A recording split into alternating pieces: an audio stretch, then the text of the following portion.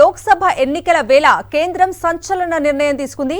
అర్ధరాత్రి నుంచే పౌరసత్వ సవరణ చట్టం అమలు చేయనుందని సమాచారం. కాసేపట్లో ప్రధాని మోదీ స్వయంగా దీనిపై ప్రకటన చేయనున్నారు.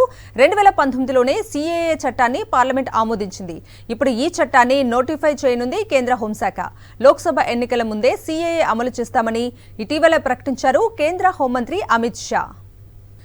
పూర్తి అప్డేట్స్ ని మా ప్రతినిధి ఢిల్లీ నుంచి వెంకటేష్ లైవ్ లో అందిస్తారు. వెంకటేష్,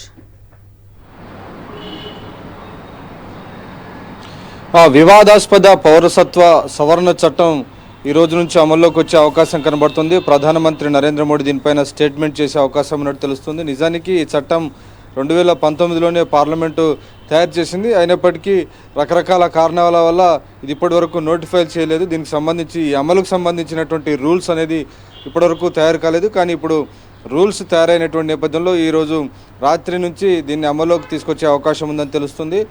నిజానికి ఈ చట్టంలో ప్రధానంగా ఎవరైతే పాకిస్తాన్, బంగ్లాదేశ్, ఆఫ్ఘనిస్తాన్ ఈ 3 ముస్లిం దేశాలు, ఈ ముస్లిం దేశాల్లో ఉన్నటువంటి మైనారిటీలు అయినటువంటి హిందువులు, సిక్కులు, పార్సీలు, జైనులు, క్రిస్టియన్లు వీరు అక్కడ మతపరమైనటువంటి ఊచకోతకు, మతపరమైనటువంటి హింసకు గురై భారతదేశానికి వస్తే వారికి భారతదేశ పౌరసత్వం కల్పించే విధంగా దీన్ని చట్టాన్ని తయారు చేశారు. అయితే ఈ చట్టాన్ని ఎంఐఎం పార్టీ కానీ ఇతర విపక్ష పార్టీలు దీన్ని వ్యతిరేకిస్తున్నాయి. ఇది వివక్షాపూరితంగా ఉంది. ఇందులో ముస్లింలను ఎక్స్క్లూడ్ చేశారు. వాళ్ళను మినహాయించి మిగిలిన వారందరికీ ఇవ్వడం అనేది ఖచ్చితంగా ఇది ముస్లింల పట్ల వివక్ష చూపడమేనని దీనిపైన ఎంఐఎం కానీ ఇతర ముస్లిం సంఘాలు, విపక్షాలు కూడా పెద్ద ఎత్తున నిరసనలు దాదాపు సంవత్సరం పాటు చేసినటువంటి పరిస్థితి మనం చూసాం.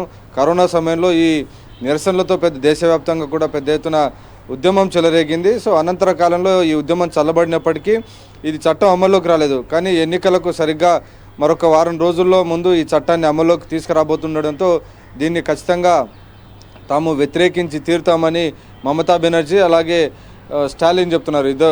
మమతా బెనర్జీ వెస్ట్ బెంగాల్ సీఎంగా ఉన్నారు. సో వెస్ట్ బెంగాల్లో దీన్ని ఇంప్లిమెంట్ చేయనని చెప్తున్నారు. అలాగే డిఎంకే కూడా అదే ప్రకటన చేస్తుంది, తమిళనాడులో దీన్ని తాము అమలు చేయలేమని. సో అయితే ఈ అమలు అనేది మ్యాండేటరీగా పెట్టడం లేదు. ఎవరైతే ఇష్టం ఉంటే వాళ్ళు అమలు చేసుకోవచ్చు, లేదంటే లేదని కూడా కేంద్ర ప్రభుత్వం చెప్తోంది. సో ఇది మ్యాండేటరీగా చేయాల్సినటువంటి అవసరం లేదు. ఆయా రాష్ట్రాలు తమకు స్వేచ్ఛ ఉంది. ఫెడరల్ స్ఫూర్తికి అనుగుణంగా వారు నచ్చితే ఇంప్లిమెంట్ చేయొచ్చు, లేకుంటే లేదనేటువంటి ఒక సంకేతాన్ని కేంద్ర ప్రభుత్వం ఇస్తుంది. సో మొత్తానికి ఎన్నికలకు ముందు తీసుకొచ్చినటువంటి ఈ చట్టం వల్ల హిందూ ముస్లింల మధ్య విభజన తీసుకొచ్చేటువంటి ప్రయత్నం చేస్తున్నారని విపక్షాలు ప్రయత్నం చేస్తున్నాయి. సో ఆరోపణలు చేస్తున్నాయి. సో మొత్తానికైతే దాదాపు 4-5 సంవత్సరాల తర్వాత సిఏఏ చట్టంగా ఉన్నటువంటి దీన్ని అమల్లోకి రాబోతుంది. సో దీని కారణంగా పాకిస్తాన్, బంగ్లాదేశ్, ఆఫ్ఘనిస్తాన్లో మతపరమైనటువంటి హింసకు గురి కాబడినటువంటి హిందువులు కానీ, సిక్కులు కానీ, క్రిస్టియన్స్ కానీ ఇతర మైనార్టీలకు ఇండియన్ సిటిజన్షిప్ చాలా అవలీలగా కల్పించే విధంగా ఈ చట్టాన్ని తయారు చేశారు.